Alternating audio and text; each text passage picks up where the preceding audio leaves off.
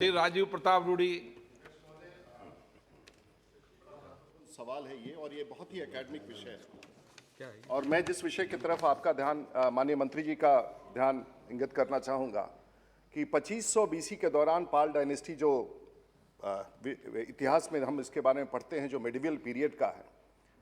1970 में इस पूरे डायनेस्टी का खोज हुआ था और पूरे गंगा वैली में इसके बारे में हमको जानकारी मिली।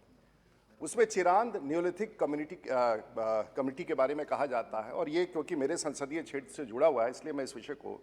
जो मूलतः खेती-बाड़ी करते थे, फूस के घर में रहते थे, और उस समय चेरो डायनेस्टी की स्थापना हुई और चेरो किंगडम की स्थापना हुई, जो मूल रूप से चंपारण बिहार में मुजफ्फरपुर, छपरा और शाहाबाद के इलाके में पाया जाता था। महोदय, उसी स्थान पर आज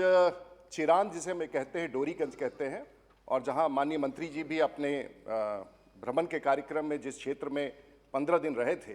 वहां से 2 किलोमीटर दूर ये चिरांद है, डोरीगंज है, जो सारण जिला में अवस्थित है। महोदय,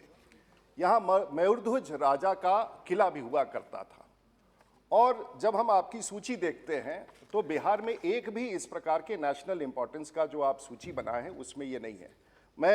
और जो W. हंटर एक हिस्टोरियन थे, उन्होंने 1871 में इस स्थान का अपने सर्वे में, गजेटियर में, भारत के उस समय के गजेटियर में, आज़ादी के पहले इसकी चर्चा की थी।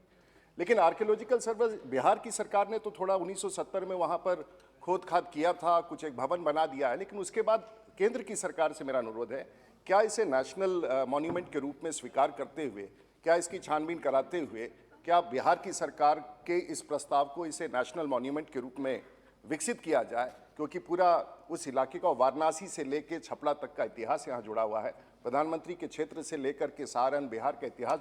जुड़ा हुआ है। तो मैं माननीय मंत्री जी से कहना चाहूँगा कि इस चेरो डायनेस्टी के, इस मयूरध्वज के, इस किला के, इस स्थापना के आर्कियोलॉजिकल सर्वे इसको नेशनल इंपॉर्टेंस के साइट के रूप में